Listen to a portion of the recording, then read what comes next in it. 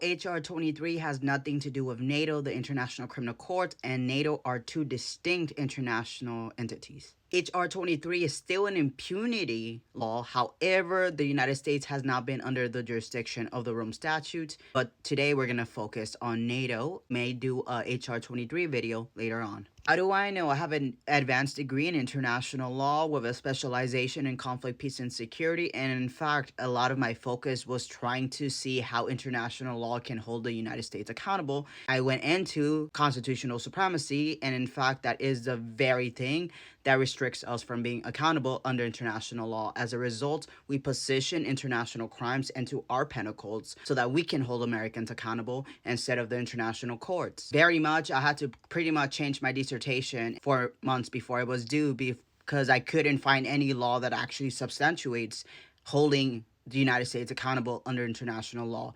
So in this reality, it is important to note anything that any foreign government, any foreign entity, any foreign country will do in regards to holding an American or the United States accountable will only be done with the authorization or pre-authorization of a high-ranking American official, such as JB or the military. We can pretty much assume that Article 4 was invoked. I don't think it was quietly, because didn't we see the NATO chief at Camp David with JB? So it is extremely likely that they actually did invoke Article 4, which basically is the parties will consult together whenever, in the opinion of any of them, the territorial integrity, political independence, or security of any of the parties is threatened.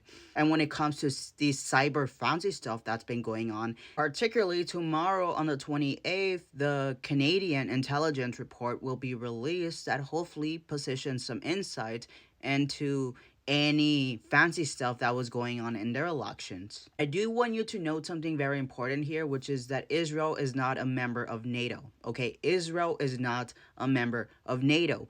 I don't know why we're over here positioning HR 23 when in fact it's just to not hold Israelis and Americans who went over there to Gaza accountable for war crimes in G-side over there, so that Americans don't actually contribute in helping the international court and holding them accountable, or holding them accountable here, because to hold them accountable here, we have to look at the investigations of the ICC. We have to look at the investigations of the international community. So in fact, it is an impunity blanket for Israel given by the United States, because Israel can be held accountable under the ICC because their crimes are committed in an ICC member state. The United States is not an ICC member state, but it's smart. Why do you think we made a shitty pier in order to help out instead of actually going into Gaza? Because if we went in there, then it would be problematic. But Easy went in there and committed a bunch of questionable things, which means that they are under the jurisdiction in regards to the crimes of the World Court. The United States knows this, so obviously it wants to protect them, and HR 23 is exactly how they choose to protect them. They're not even a member of NATO. I want you to take note of that. But while we can say that it is likely that Article 4 was invoked, Article 5 has not been invoked, at least not in the traditional way in which we are thinking. Because what I've heard people say is that NATO will act against the United States. And in fact, Article 5, which basically says that one attack on one is an attack on all of them, is specifically for non-NATO members. So the first time it was used was after September 11. So it's not necessarily in regards to another NATO member attacking you. It was necessarily if a non-NATO member attacks you, then NATO gets involved. However, this isn't bad for us, because what's unprecedented? Unprecedented means that it's never happened before, right?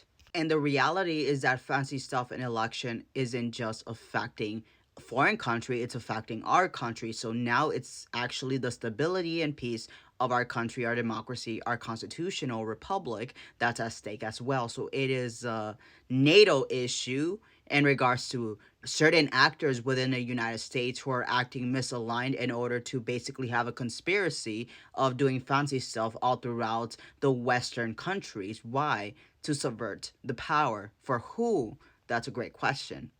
Must go, must go. You may say, well, why would the United States want to do anything? Like, why would there be political willingness? Because it's not just about our constitutional republic. And I'm going to attach a video here in the description that talks about why it's important for NATO, that goes into much more detail of this. However, think of this, Who said they wanted Greenland? No, King Orange, King Mango, Moscow over there only has to get the Ukraine, right? They get the Ukraine, which is over here. Then what's next to that? Poland.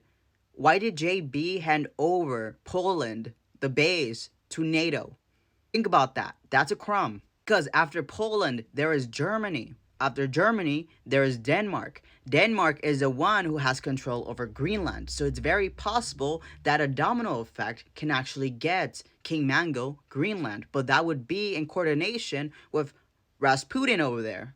So if you question why would they even want to help, question why did we give over a base to NATO? Maybe it's because JB finally realized that a lot of countries in Europe depend too much on the United States. That assumes that we always have a good faith actor, when in fact right now we don't. See, this is a global takeover. This is a global takeover for a specific reason, for an oligarchical reason. Why is it that JB mentioned the oligarchy in his final speech? In fact, we know, me and you know, that we've kind of been in an oligarchy no matter what, but it got to a point to where he had to say it out loud. Why? I would say that because it is extremely embedded throughout the government of the United States. Why would the United States depend on foreign evidence and movement in order for us to finally face justice for what happened in our election? Question that, because the United States does not like handing over things to other countries. The United States has a big ego, so we like to take care of our things. So, in the reality and where we are depending on foreign entities for that, it means that our own government was so compromised that we could not go through the traditional channels. What does that mean? We have to go through non-traditional, lawful channels. This includes invoking Article 4 of NATO, but also I would say non-traditionally invoking Article 5 of it as well. Obviously not attacking the United States, however, coordinating with the United States to restore peace and security. Here it says, including use of armed force to restore and maintain the security of the North Atlantic area. In this regard, the only reality where NATO or a foreign entity will take over in regards to prosecuting American citizens or American entities will be with the authorization or pre-authorization of the United States. Now, who specifically, that's questionable and debatable. However, it could very well be JB, and this is why I'm positioning this, because